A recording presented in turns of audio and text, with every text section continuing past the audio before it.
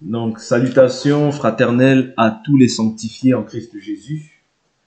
Que la grâce et la paix de notre Dieu vous soient multipliées au nom de Jésus-Christ. Nous sommes toujours dans notre enseignement que nous avions intitulé Jésus-Christ, Fils de Dieu, Dieu, Saint-Esprit, Fils d'Adam, Fils de David, Fils de Joseph, Roi, Prophète, Fils de l'homme, Fils d'Abraham. Donc nous sommes en train de voir les différents aspects, ou bien les différents rôles que Dieu a pris comme étant le Fils, comme étant Fils de David.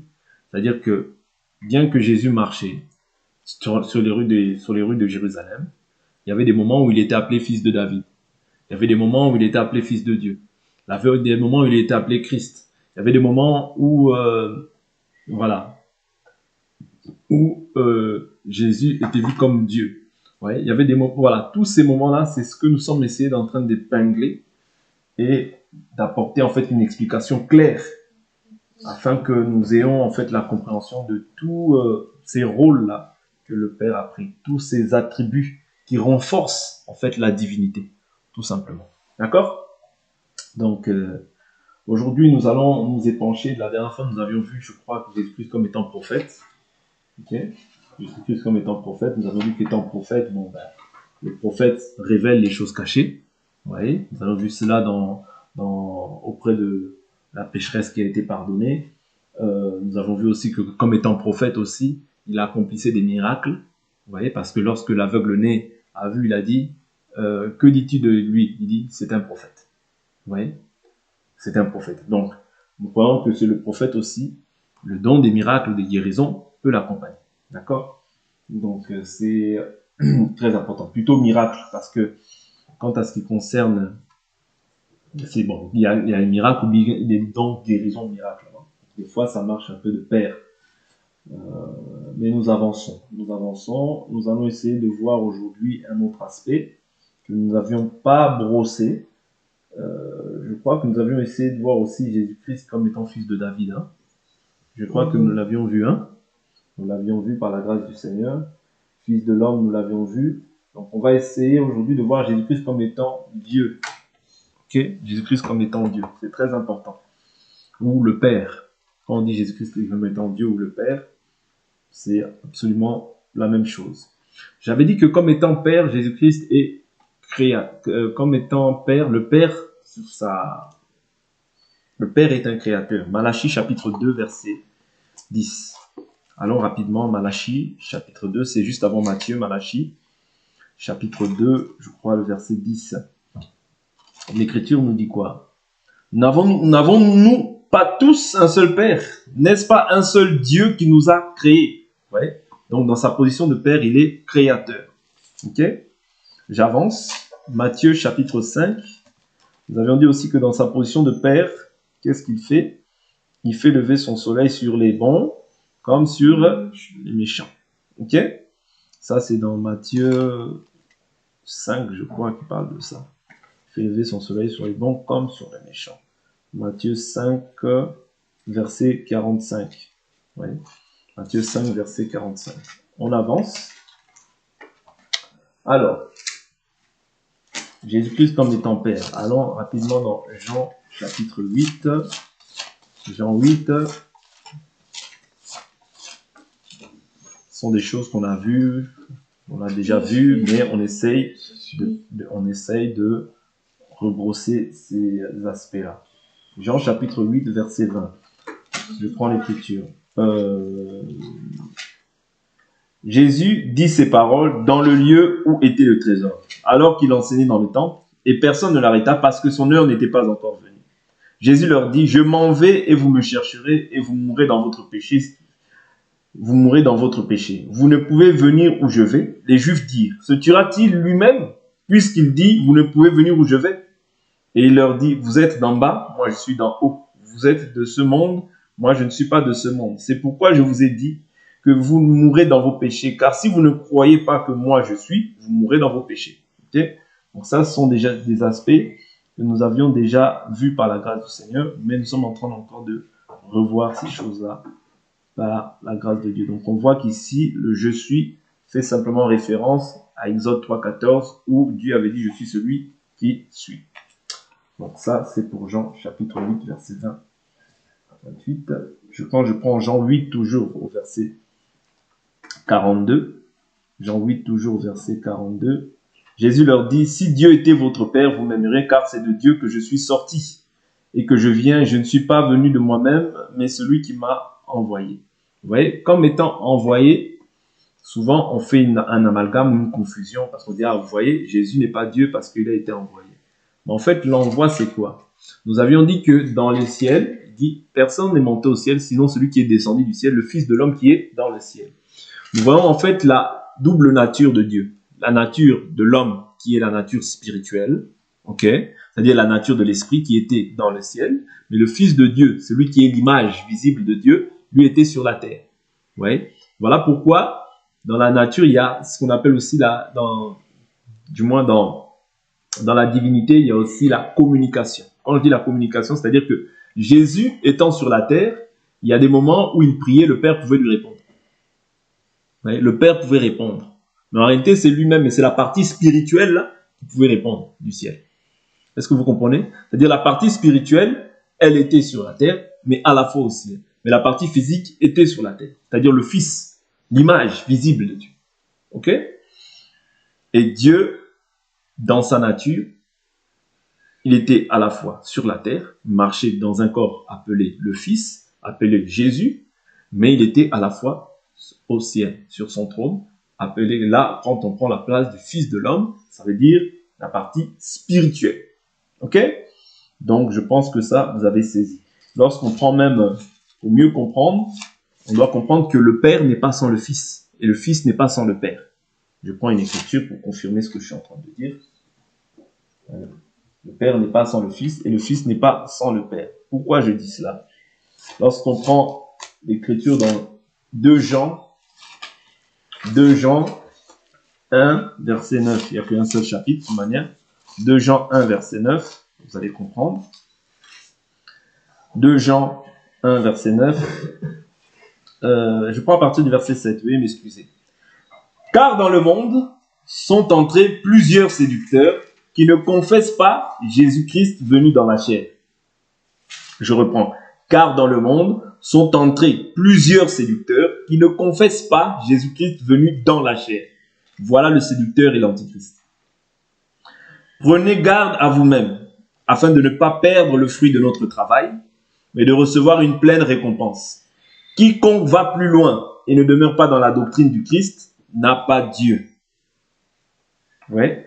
Quiconque va plus loin et ne demeure pas dans la doctrine du Christ n'a pas Dieu. Celui qui demeure dans la doctrine a le Père et le Fils. Si quelqu'un vient à vous et n'apporte pas cette doctrine, ne le recevez pas dans votre maison et ne lui dites pas salut, car celui qui dit salut participe à ses mauvaises œuvres. Ok? Donc, Dieu, c'est la doctrine du Père et du Fils. Le Père n'est pas le Fils, n'est pas sans le Fils n'est pas sans le Père.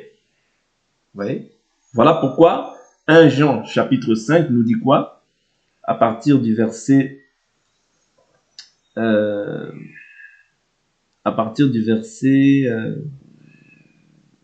je prends le verset 6.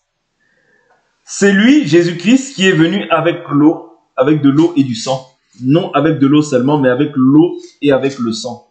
Et c'est l'Esprit qui rend témoignage, parce que l'Esprit est la vérité. 1 Jean chapitre 5, verset 6. Il dit, car il y en a 3 qui rendent témoignage dans le ciel. Il y en a 3 qui rendent témoignage dans le ciel. Le Père, la parole et l'Esprit Saint. Et ces 3 sont un. Comprenez? Le Père, la parole et l'Esprit Saint. Et ces 3 sont un. Indivisibles, indissociables. Ok? Et il y en a 3 qui rendent témoignage sur la terre. L'Esprit, l'eau et le sang. Et les 3 sont d'accord.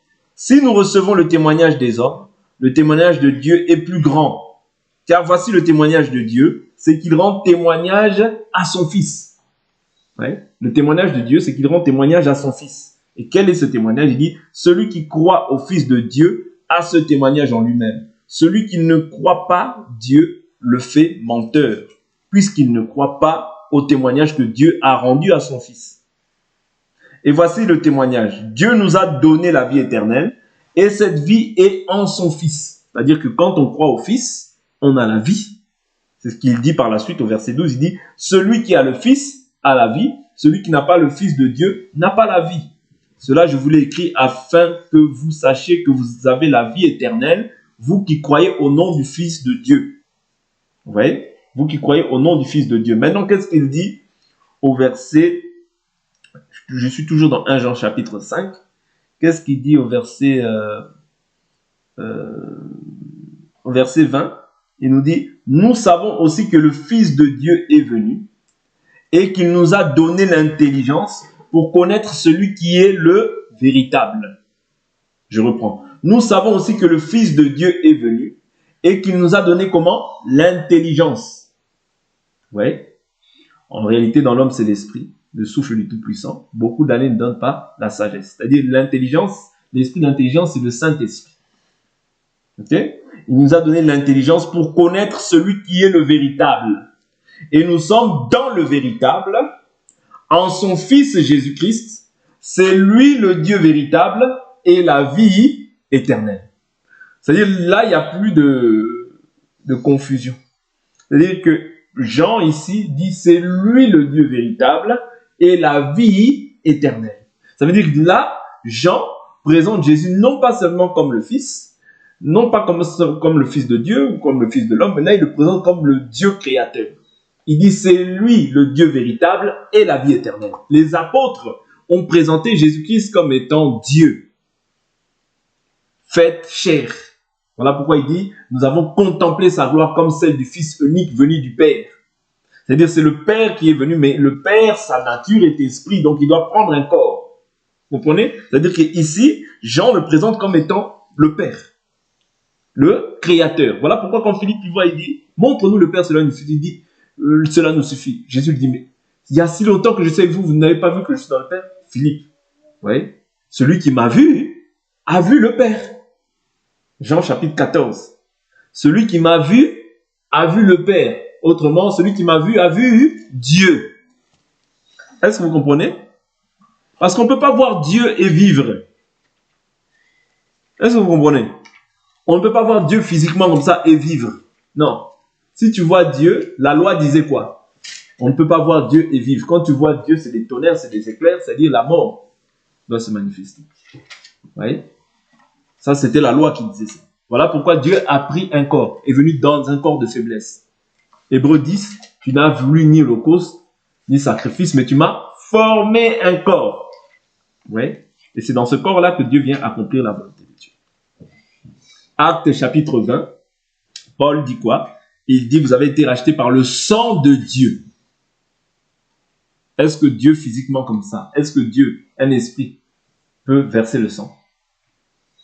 Question. Est-ce qu'un esprit peut verser le sang? Oui. Non. Parce qu'un esprit n'a ni chair ni os. Est-ce que vous comprenez la raison pour laquelle le Fils devait venir? Parce que le Fils a une chair. Dieu doit respecter en fait ce qu'il a déjà établi comme processus. C'est pas que Dieu ne peut pas le faire. Dieu peut le faire. Parce qu'il est Dieu. Mais Dieu, dans ses principes, il doit respecter en fait ce qu'il a lui-même établi. Vous voyez? Que le sang doit être répandu par la chair, sur la chair. Vous comprenez? Donc voilà pourquoi Dieu doit prendre un corps pour pouvoir s'offrir pour toi et moi afin de nous racheter. Est-ce que vous comprenez? Est-ce que vous comprenez? Très important. Vous voyez? C'est-à-dire Dieu respecte sa propre loi qu'il a établie. Vous comprenez? Le sang doit être versé dans un corps. Ouais, dans un corps animal ou un corps humain comme ça. Vous voyez? Donc c'est pourquoi Dieu doit respecter en fait voilà pourquoi Jésus dit je ne suis pas venu abolir, je suis venu accomplir. C'est-à-dire l'accomplissement de tout ce qui a été dit, cet accomplissement se trouve maintenant dans la vie de Jésus. Vous voyez? L'accomplissement de la loi, c'est-à-dire l'accomplissement de la loi, c'est l'amour. Et c'est qui vient accomplir cet amour? C'est Jésus. En faisant quoi? En s'offrant pour toi et pour moi, afin que nous ne puissions pas plus voir la colère de Dieu, mais que nous devenions maintenant amis de Dieu. Ok? Donc là, ici, Jésus prend la forme de Dieu. Acte 20, comme je vous ai dit tout à l'heure, Paul dit, Vous avez été rachetés par le sang de Dieu. Okay? Le sang de Dieu, c'est pas... Quand on parle du sang de Dieu, c'est la vie que Jésus a offerte. Parce que la vie de toute chair, Lévitique là-bas nous dit que la vie de toute chair, c'est dans le sang. Ok? Ça va? Donc, essayons d'avancer. Essayons d'avancer un peu. Je prends encore...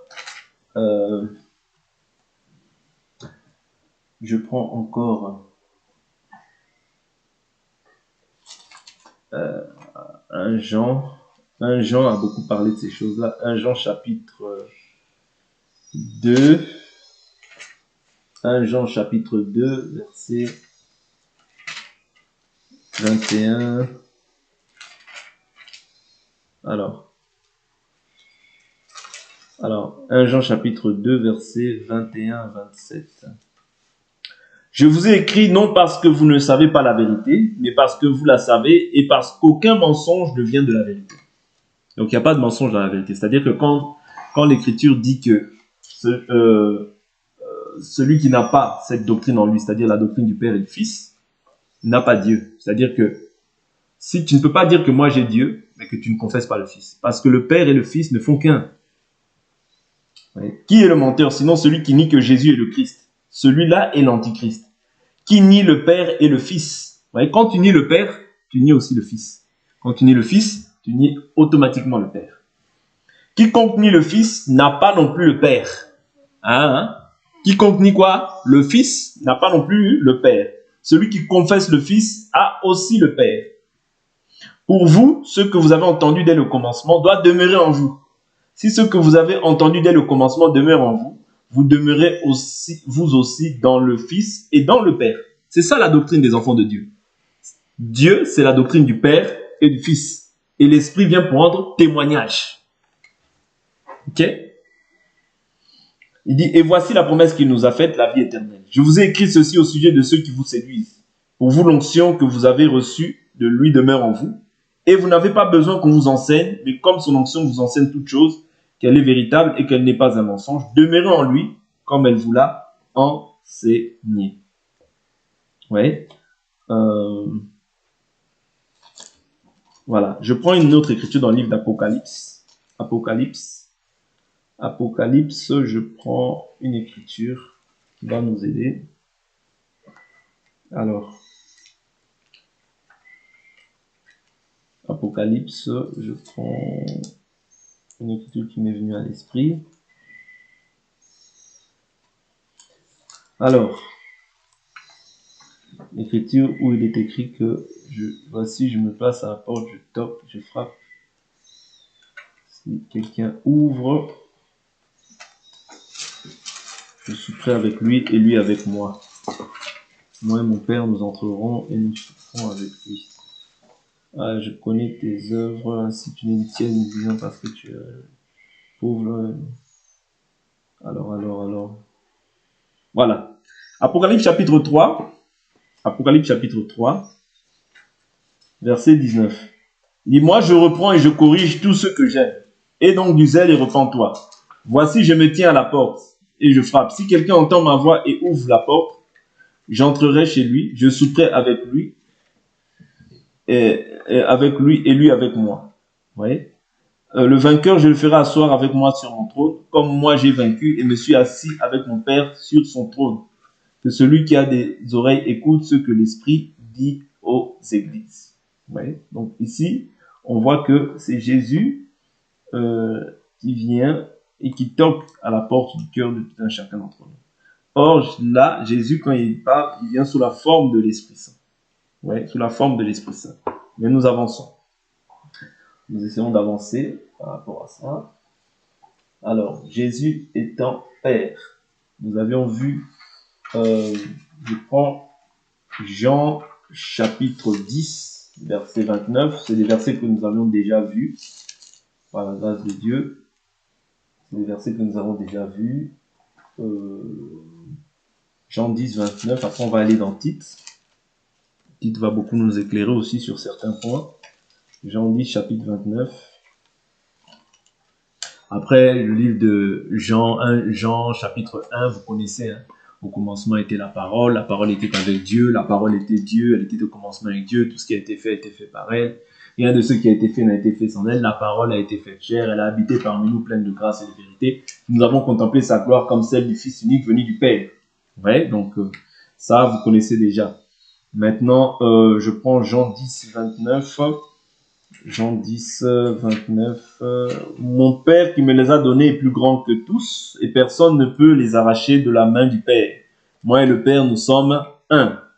Ouais, moi et le Père, nous sommes un.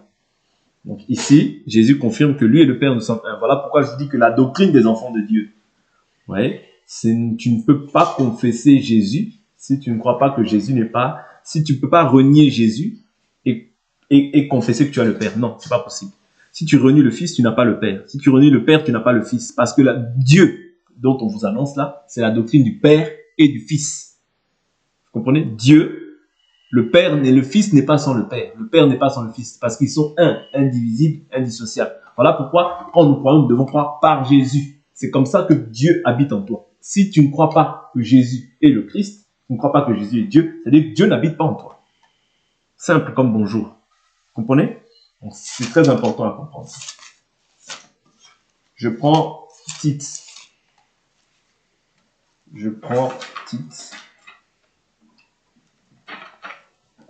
Bon, restons dans Jean. Encore deux, trois versets, après on va dans Tite. Parce que Tite nous a beaucoup éclairé. Jean 13, 19. J'aimerais bien terminer ce passage aujourd'hui. Jean 13, verset 19. Bon, ça, on l'avait déjà lu. Jean 13, 19. Dès à présent, je vous dis, avant que la chose arrive, afin que lorsqu'elle arrivera, vous croyez que moi, je suis. Donc ça, c'est toujours lorsque Jésus prend la position du Père en disant que je suis. Je suis, qui fait toujours mention au rapport au fait que voilà, Moïse. Exode 3, 14. Okay. Allons rapidement dans Tite. Tite,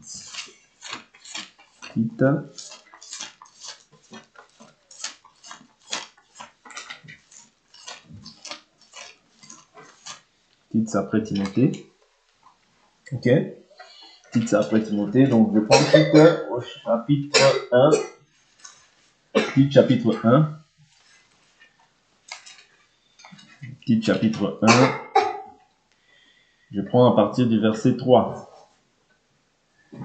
Il a manifesté sa parole en son temps, par la prédication qui m'a été confiée, d'après l'ordre de Dieu, notre Sauveur. Ouais. Il a manifesté quoi?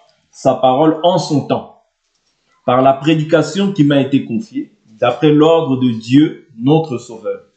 Au verset 4, il dit, « À titre, mon enfant légitime, en notre commune foi, grâce et paix de la part de Dieu le Père et du Christ Jésus, notre Sauveur. » Vous voyez, c'est-à-dire que juste au-dessus, il dit Dieu, notre Sauveur. Là, il dit Dieu le Père et du Christ Jésus, notre Sauveur. Il n'y a pas deux sauveurs, il n'y a qu'un seul Sauveur. Ce même Sauveur-là, il l'appelle Dieu, juste au-dessus. Et par la suite, il dit de la part de Dieu le Père et du Christ Jésus, notre Sauveur. Ouais. C'est-à-dire qu'il n'y a qu'un seul Sauveur. Et ce Sauveur-là, Tite, au chapitre 1, verset 3, l'appelle Dieu. Okay? L'appelle Dieu et pas autrement. Okay? Simplement pour confirmer ce que nous sommes en train de... ce que les apôtres, comment les apôtres ont présenté Jésus. Ils ne l'ont pas présenté comme étant un simple prophète, mais ils l'ont présenté aussi comme étant Dieu. Tite chapitre 2, je prends le verset 9. Tite 2, verset 9. Exhorte les esclaves à être soumis en tout à leur maître, à leur plaire, à ne pas être contredisants, à ne rien détourner, mais à montrer toujours une parfaite fidélité, afin de faire honorer en tout la doctrine de Dieu, notre Sauveur. Vous voyez, là, il vient encore marteler sur ce point-là que Dieu est notre Sauveur. Ouais. Et qu'est-ce qu'il dit par la suite? Il dit, la grâce de Dieu, source de salut pour tous les hommes a été manifestée. Elle nous enseigne à renoncer à l'impiété, au désir de ce monde et à vivre dans le siècle présent d'une manière sensée, juste et pieuse, en attendant la bienheureuse espérance et la manifestation de la gloire de notre grand Dieu et Sauveur, le Christ Jésus. Ouais. Là, il parle de notre grand Dieu et Sauveur, le Christ Jésus. Il vient confirmer ce que Jean a dit. Il vient confirmer ce que le 1 Jean là-bas a dit aussi. Ouais. Tous les épîtres de Jean, il vient confirmer. Et l'épître de Tite, c'est Paul qui l'a écrit. Ça veut dire Paul et Jean, étant animés du même esprit, étant révélés par le même esprit, doivent aussi avoir un même langage en ce qui concerne l'enseignement. Ils n'ont pas un langage qui diffère. Bien que chacun a écrit à sa manière, quand je dis à sa manière, c'est-à-dire chacun a une plume différente, chacun a un langage différent, mais en termes de l'évangile, ils ne peuvent pas se contredire. Pourquoi? Parce que le Saint-Esprit, vous voyez, il n'y a qu'un seul esprit. Le Saint-Esprit ne peut pas se contredire dans ce qu'il a dit à Paul et dans ce qu'il a dit à Jean. C'est-à-dire qu'il doit avoir conformité obligatoire. Il doit y avoir une conformité. C'est-à-dire le Saint-Esprit ne peut pas te dire à toi autre chose et à l'autre autre chose. Non.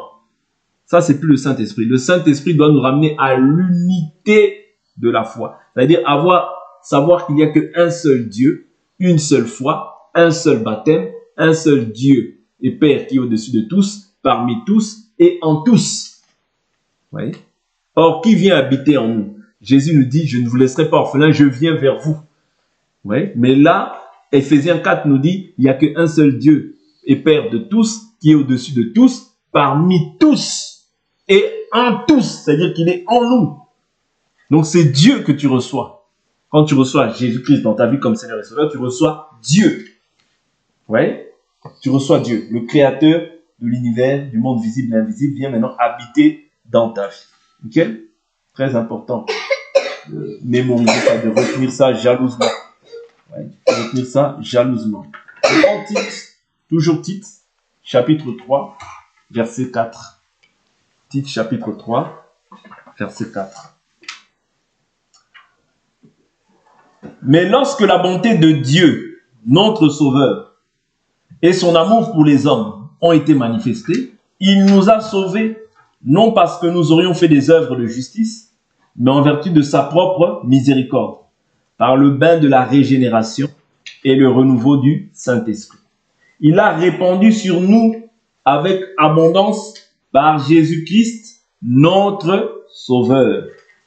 Donc il a répandu quoi? Sur nous avec abondance par Jésus-Christ, notre Sauveur, afin que, justifiés par sa grâce, nous devenions héritiers dans l'espérance de la vie éternelle. Cette parole est certaine et je veux que tu insistes là-dessus, afin que ceux qui ont cru en Dieu s'appliquent à exceller dans les œuvres bonnes. Voilà ce qui est beau et utile aux hommes. Vous voyez, donc ici, il parle encore de Christ, Jésus, comme étant notre Sauveur. Vous voyez? Il a répondu avec abondance par Jésus-Christ, notre Sauveur. Ok? Et juste au verset 4, il dit, mais lorsque la bonté de Dieu, notre Sauveur. Est-ce qu'il y a deux sauveurs? Non, il n'y a qu'un seul sauveur. Il n'y a pas deux sauveurs, il n'y a qu'un seul sauveur. Vous voyez? Au-dessus, il l'appelle Dieu, et en dessous, il dit Jésus-Christ. En fait, les gens, quand ils entendent Jésus-Christ, ils disent, bon, ben, c'est pas Jésus-Christ, c'est autre chose, Dieu, c'est autre chose. Non. C'est la même entité. Ok? C'est très important de savoir ça. Vraiment, qu'on ne vous séduise pas. Qu'on ne vous séduise pas, qu'on ne vous trompe pas. Ouais. Il n'y a qu'un seul Dieu. Je prends 2 Pierre 1, verset 1. 2 Pierre 1, verset 1. Donc là, on a pris Paul. On a vu comment Paul a présenté Jésus. On a vu comment Jean a présenté Jésus. On va voir aussi comment Pierre, lui qui était l'apôtre des circoncis, l'apôtre des Juifs, comment aussi il a présenté Christ. Et Paul, l'apôtre des incirconcis, c'est-à-dire nous, les païens, les nations. Oui. Donc, prenons un peu de Pierre. 2 Pierre. Je prends 2 Pierre, chapitre 1, verset 1. 2 Pierre, chapitre 1, verset 1. L'Écriture nous dit quoi? Simon Pierre, serviteur et apôtre de Jésus-Christ, à ceux qui ont reçu en partage une foi du même prix que la nôtre, par la justice de notre Dieu et Sauveur Jésus-Christ. Waouh! Les trois disent la même chose. Pierre, Jean, Paul, ils disent la même chose. Ouais. C'est-à-dire, là, il prénomme, il définit Jésus, il dit quoi? Il dit à ceux qui ont reçu en partage une foi du même prix que la nôtre par la justice de notre Dieu et Sauveur Jésus-Christ. De notre Dieu et Sauveur Jésus-Christ. C'est-à-dire, notre Dieu et le Sauveur qui s'appelle Jésus-Christ. Parce que Dieu, quand on dit Dieu, la Bible nous dit, 1 Corinthiens chapitre 8, n'oubliez pas, l'Écriture nous dit quoi? Quoi qu'il y ait ce qu'on appelle des dieux sur cette terre, de ce fait, il y a plusieurs seigneurs et plusieurs dieux. Néanmoins, pour nous, nous croyons qu'il n'y a qu'un seul Dieu, le Père, par qui sont toutes choses et par qui nous sommes, et un seul Seigneur, Jésus-Christ, par qui sont toutes choses et par qui nous sommes.